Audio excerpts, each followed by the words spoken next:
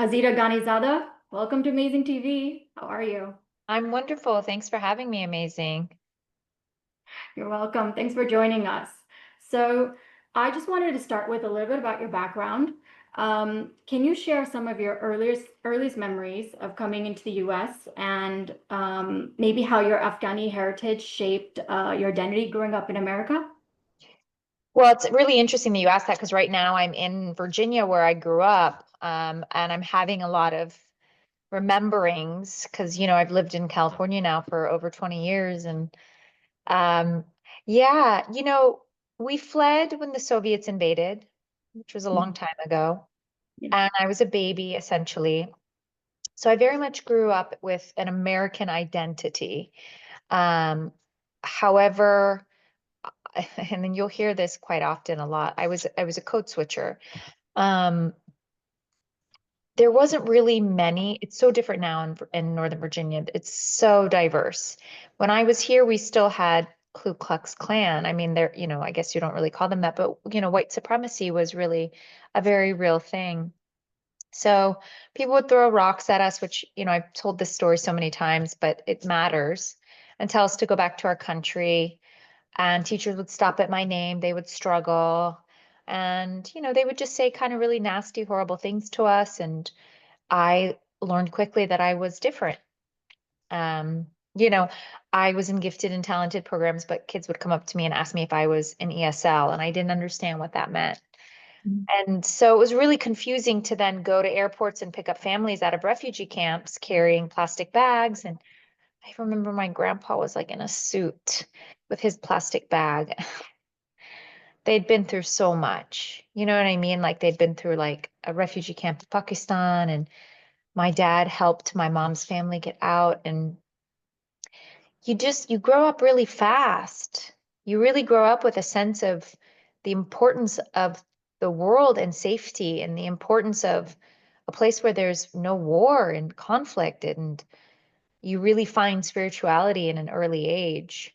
Um, And I had all of that in me. I had all of this like big stuff, like pain and suffering and loss, and understanding like all of a sudden, these wealthy families are now immigrants, and starting over and failing. My dad didn't know how to run a business.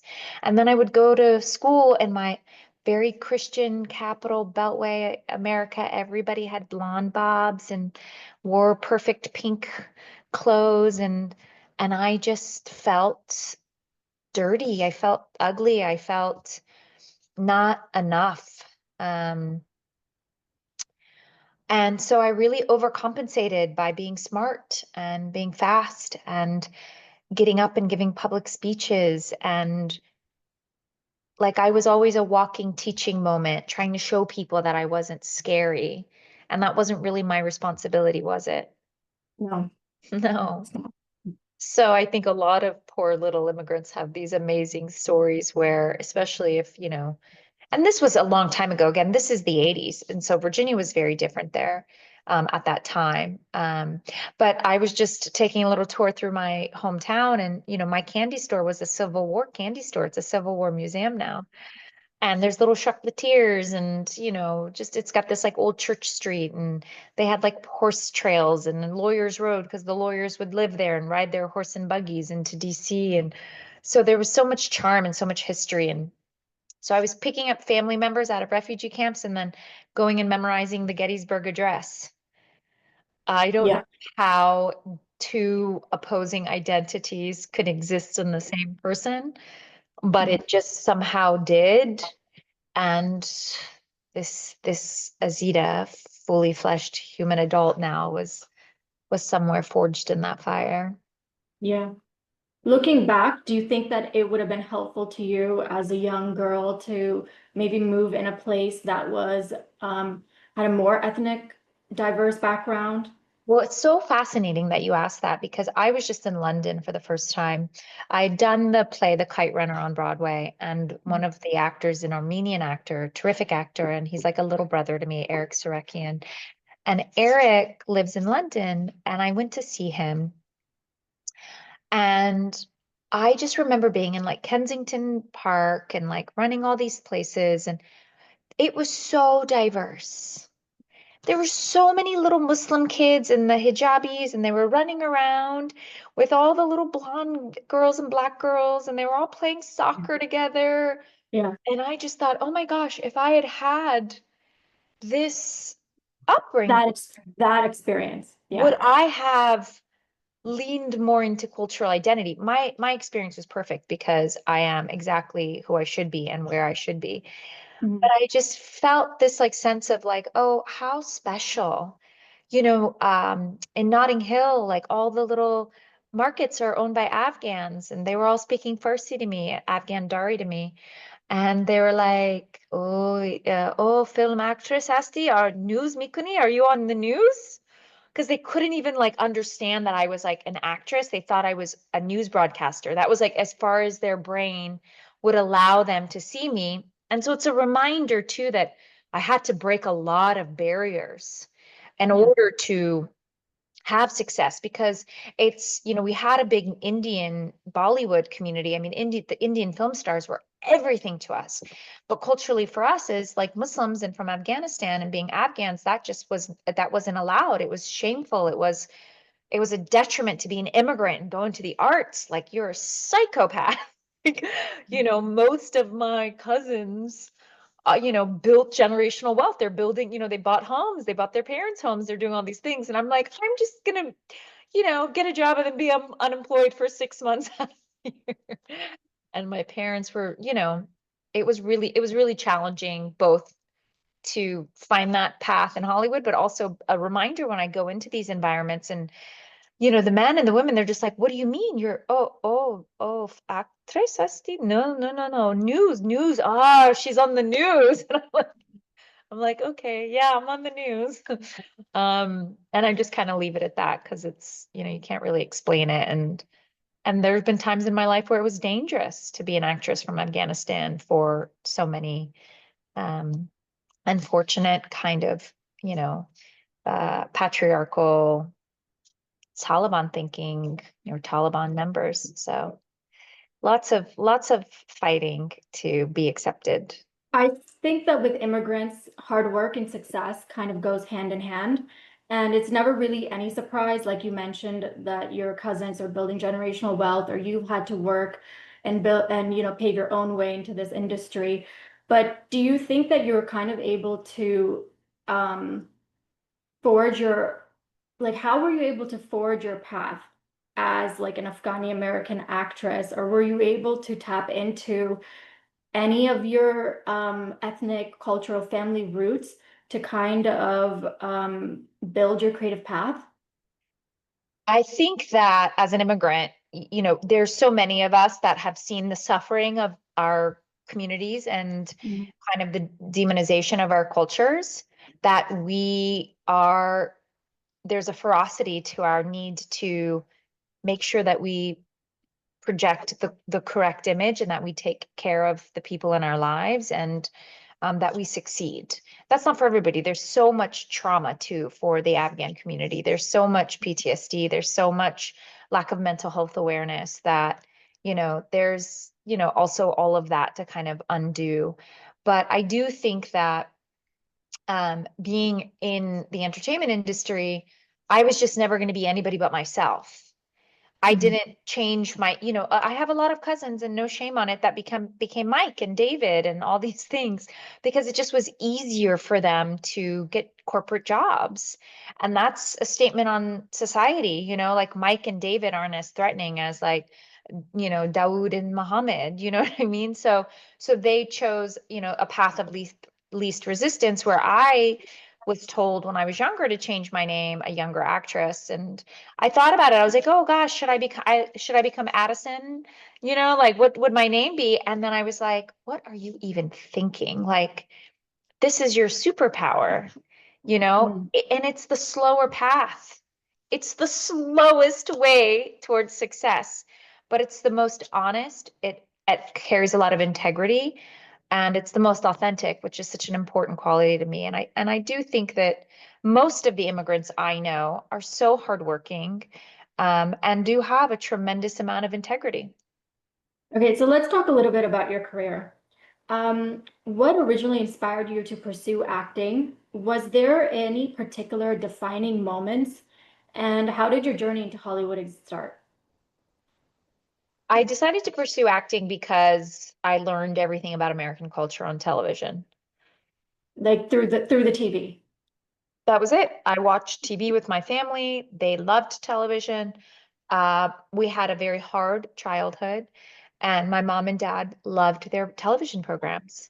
They just loved it. My dad loved the worldwide wrestling and action movies. WWE? Yeah, the WWE, remember? And it was the WWF back then. So, Right. Hulk Hogan and Andre the Giant. And then he loved Rambo. He loved Arnold Schwarzenegger and Sylvester Stallone. And I mean, he was like this big macho guy. And then my mom loved sitcoms and soap operas. And I always say that my childhood teachers, outside of having incredible teachers at my high school, which really they helped develop my mind and my heart. I mean, all through, preschool to college, teachers were such important role models for me and assets in my life. But really, the true people that raised me were Mary Hart from Entertainment Tonight, Joan Collins from Dynasty, and Peter Jennings from the Nightly News. Because that was it. It was like I learned all about entertainment from Mary Hart, her perfect calves and her little skirts. And Joan Collins, my mom was obsessed with. So I learned all about drama from Joan. And my dad loved Three's Company. So we'd watch it in syndication because we only had like 4 channels. We never had cable. But I was raised by television. And so I just never saw anybody like me on TV. And that was really hard to feel invisible, both in my school community and then also on television. Like there was no representation for me. I just didn't exist unless it was on the nightly news for 60 seconds. And then it was some horrible story. And to be honest, culturally, it felt like familiar strangers. I felt like the Cosbys were more my family than what I was seeing, these like this war devastation. It was like just so jarring. And so that became comfort for me. And I Mhm. knew that I wanted to exist in that space. I didn't know what that meant. I was forbidden to be an actress. Culturally, I was not allowed to stay after school if it involved boys. I couldn't be on stage with a boy. And, I put myself through university. And when I graduated, I had a friend going to Los Angeles, and the friend's dad was like, "Oh, all the women look like you in LA." And I was like, "What are you talking?" And he was talking about Beverly Hills, all the large Iranian, the Persian Jewish community. And I was like, and I just was like, went to school in the South, like nobody looked like me. And so I bought a one-way ticket to Hollywood and I said, I will figure it out. And I did. I figured it out. I got a job at E Networks. I worked there as a temp and they hired me. I worked for 6 women. They let me go to acting class Tuesdays and Thursdays. Went to acting class at Playhouse West full time and went to like a 2-year repertory and then studied improv and clowning and Michael Chekhov. And I was just like, because I was such a good student. So it was like, how do I immerse myself in this business? How do I watch the 100 most famous AFI films? Like, AFI, the 100 AFI films is like letterboxed now. Like that was everything. You went and you watch those box sets. You watch the Cassavetes box set. You watch the Scorsese box set. And then I'd be this like little girl who would just, I'm not little, 21, which is young to me, that would like go to these big parties with all these famous people. And I would just talk about film history and television history. And I think people just took a shine to my joy and love and passion. I didn't really see it as a place to climb. I didn't really see it as a place to network. I saw it as a place to connect to people that loved films and TV. And I think that's what separated me from the rest of it. I wasn't like, I gotta get this, I gotta get that, I gotta know this person. That none of that felt real to me. It was like I connected to incredible filmmakers because we could talk about movies. We could talk about the art. We could talk about the process.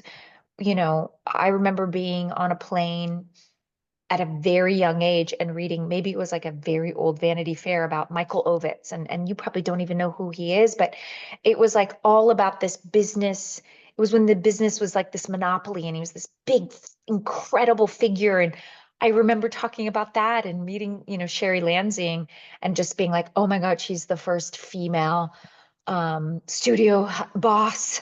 I want to talk to her. Like that's who I want to be around. And honestly, that's what my life became because I love it so much. And when you see someone that's passionate and curious and has integrity and is honest, they're going to go a lot further than when you're trying to manipulate scenarios to get what you want because, you're operating from a place of fear as opposed to a place of love. Yeah, it's actually they people often refer to it as just like an infectious energy that people are very, people can sense someone's passion and someone's genuine love for something. So I'm pretty sure that the people that you're meeting with or not networking or just having a chat with are really able to connect with you on a deeper level because of your passion for films. Yeah, I mean, I always tell younger people that networking is valuable for sure, but that word didn't really exist when 20 years ago. It wasn't, a lot of the people I'd met because I was so young and so many of my friends that they'd been raised in LA. So they were all children of famous actors or children of famous executives. And I learned a lot about the business from them. And, of course, some things happen faster for other people. And I never felt, and I was working 3 jobs. I didn't have family support. I was poor a lot of the time. And I never felt bad for myself. I just was like, how do they get to do that? How do they get Mhm. to do that? That's so cool. And I never felt envious. Of course, I got sad when I didn't get a job, but it was because I wanted it. It was my heart that was sad. It wasn't that the other person got it. I was always happy for whoever gets a job because when you're in this very competitive business where only 1%, I think maybe 3% of the union make it as working actors, you feel really grateful when anybody gets a job, and especially when you get a job. So looking back, is there a particular role that kind of felt like a turning point in your career? Yeah, I was on a bit of a streak 15 years ago.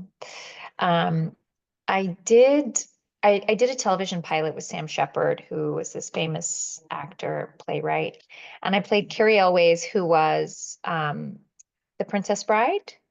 Mhm. So Carrie Elways was the Princess Bride, and I played his gold-digging French Moroccan wife.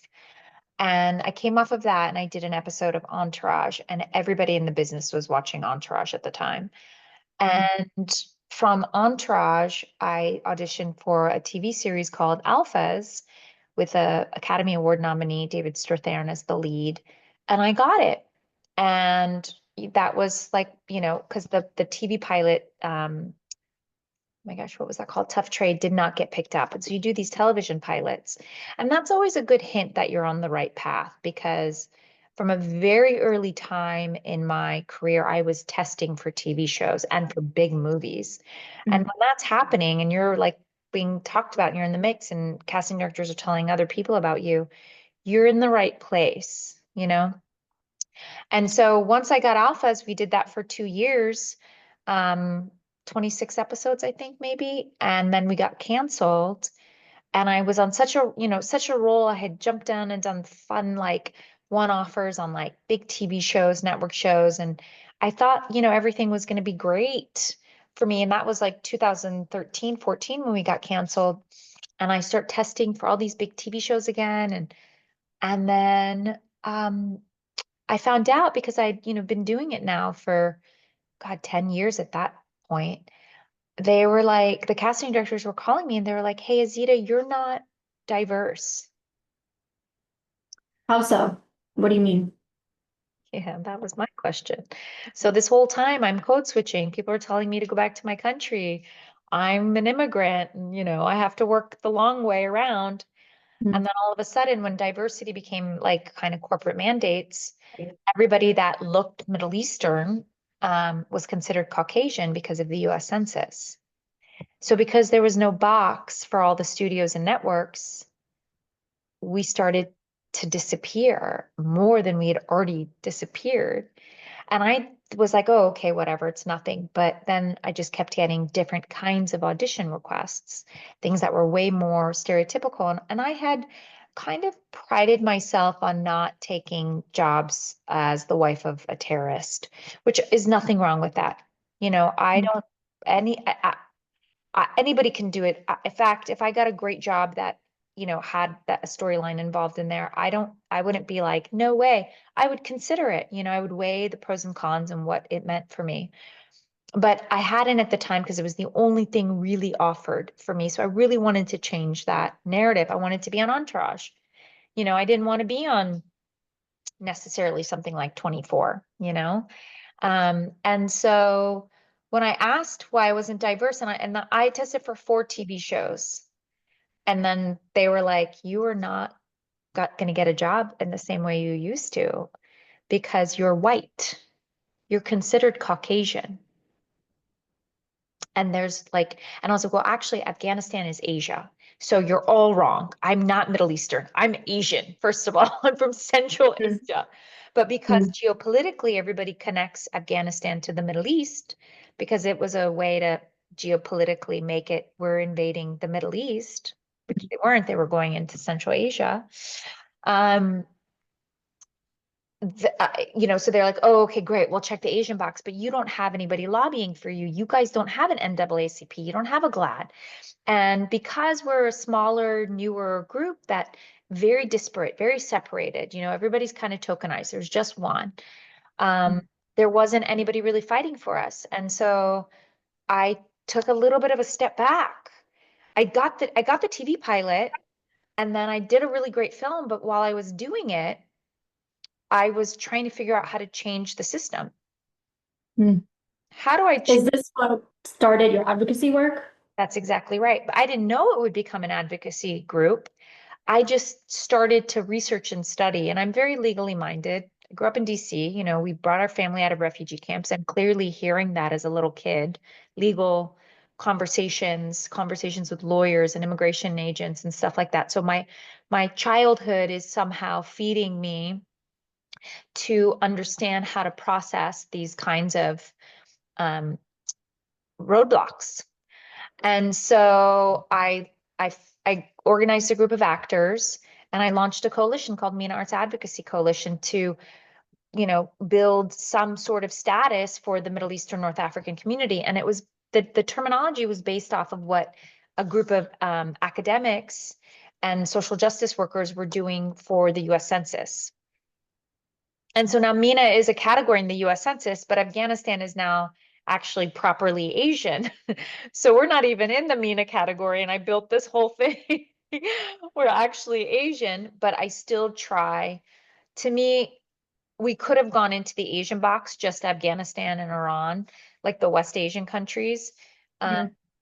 but so many of my friends and people that I cared about were North African and are North African and are, Muslim, and I felt connected to them. And the only nonprofits really working for us were religious ones. And I didn't think that was fair because I don't want the business to be run by any religious group.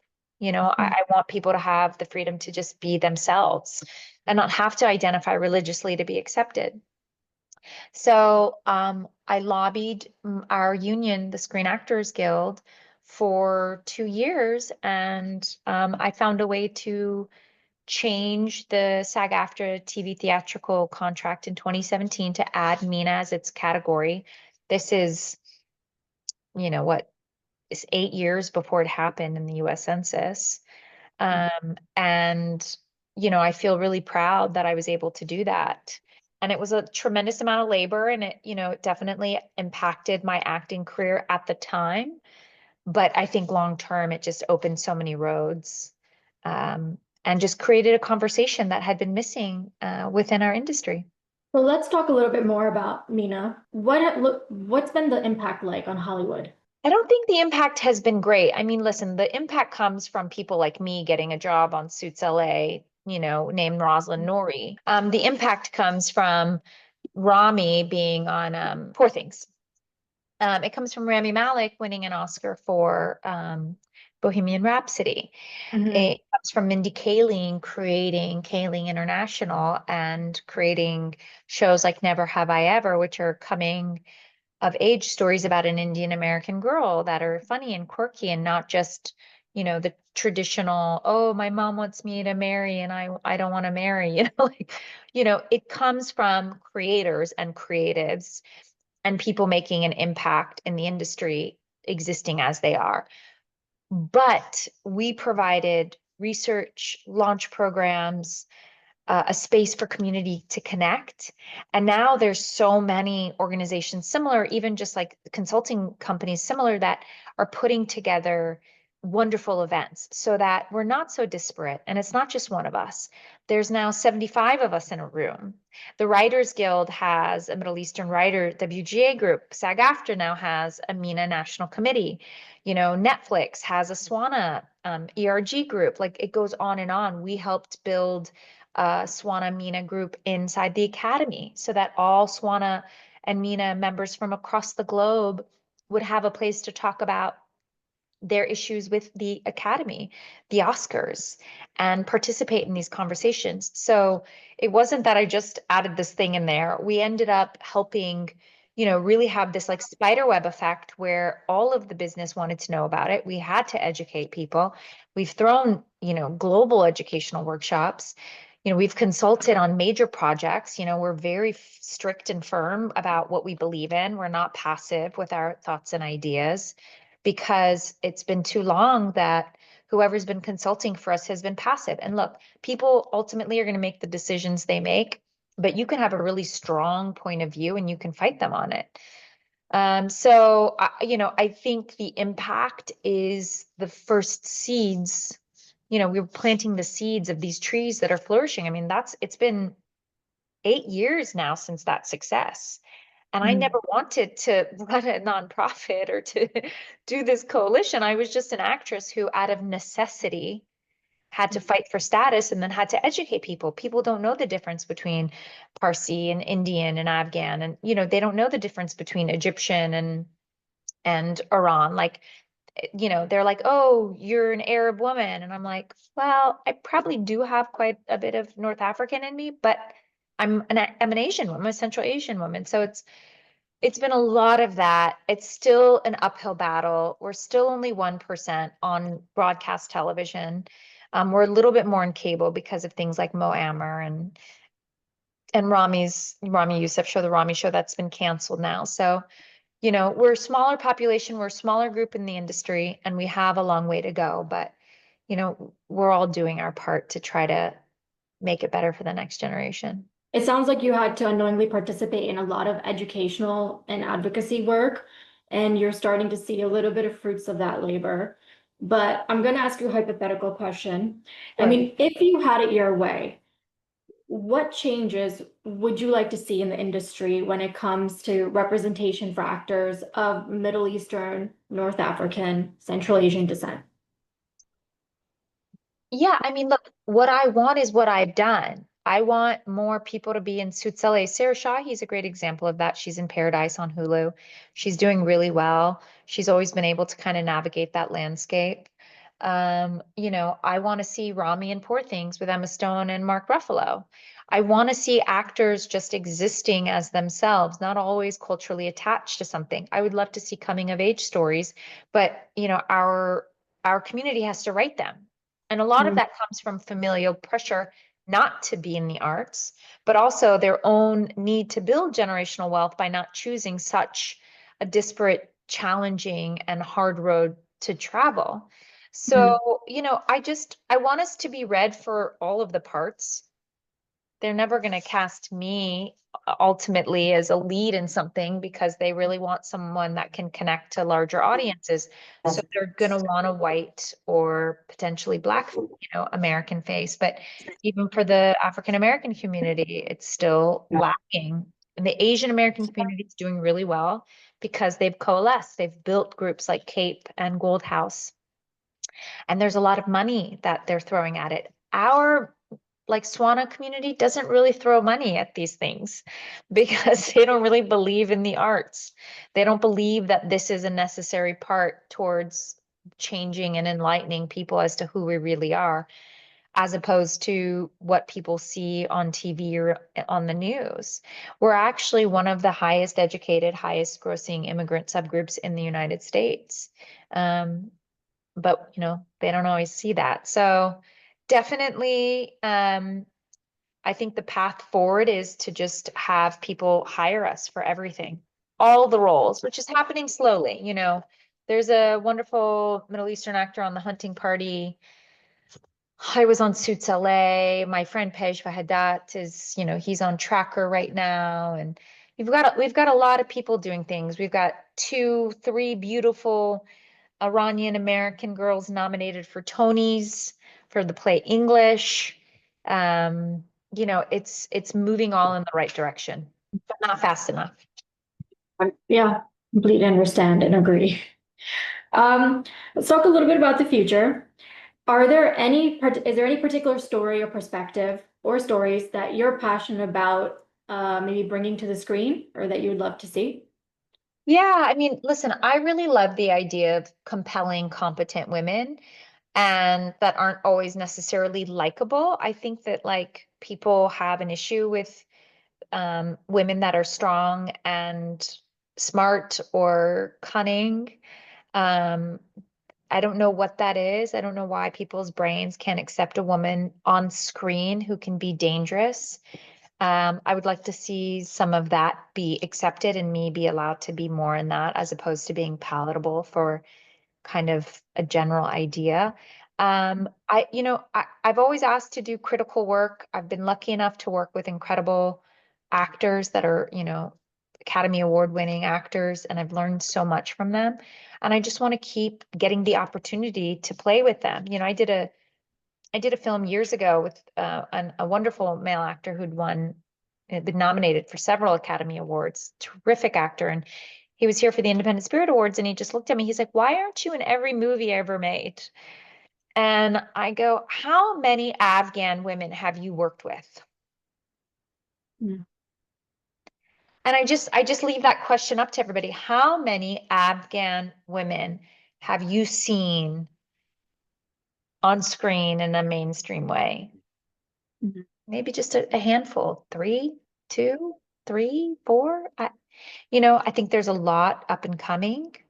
Um, and I just think that there has to just be more opportunity. So yeah, you have to kind of write and create and produce them all. So when I have downtime, I get to open up my final draft and play with, writing compelling stories, maybe a spy drama. Do you have any plans to work behind the camera in terms of like directing, producing? You said you're already writing something. I don't know I've if this is a tease though. No, I've done a little bit of producing. I did some consulting producing on a reality show. I've done some producing here and there on films that I've worked on, which I didn't love. I don't love producing on something I'm working on. I think it complicates it, at least my first time. I was like, oh, this is complicated. I didn't like getting in the middle of stuff. I was like, I just want to be an actor here. Mm. I do think I would be a good director because I do love talking to actors about why they're doing what they're doing and helping their performance come to life with their own instincts. And I've worked with some great directors and, I've worked with some that just really want to go fast and get the job done. And I would love to be, gifted the opportunity, if I'm in long form television for multiple seasons, perhaps I'll get the opportunity to do some directing there. But yeah, I definitely see it as something I would love to do. So lastly, speaking from your love of speaking to, we're jumping off of from your love of speaking to actors. What advice would you give to other pursuant like actors or actresses who just want a career in the arts, Yeah. but they don't normally come from a background where, the arts is pushed for, strive for? Right. Oh man, I get that question a lot, especially from girls. I definitely want young girls to feel free.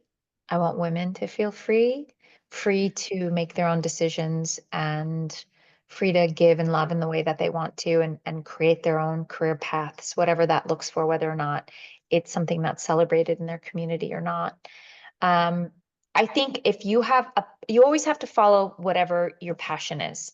If you keep talking about something, looking at something, going to see a play, if you have to follow that passion, and then you have to just really understand what your craft is, because you can be very good at something, but unless you have like a community and a toolbox to work with, it's a short-lived career. You might be pretty enough, you might be one specific type, you might get that one job, and that might be it. But if you can't figure out how to do many things and expand or contract as needed, I work in multiple accents. I work in a MENA accent. I work in a British accent. I work in my American accent.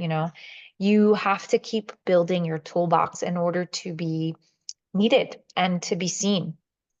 So I just tell people, always follow your passion. I don't care if you are, pivoting from, producing into home design. It's the same thing. I always tell people, you're just producing a home.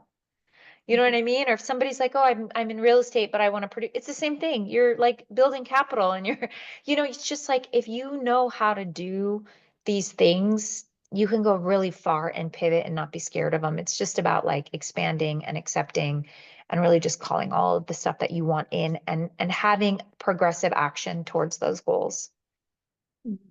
Okay. Class, studying it in college, working with a coach, making friends within the industry that can give you advice, finding a mentor. Mentors are so important, so valuable. Listening to mentors when they talk and give you advice.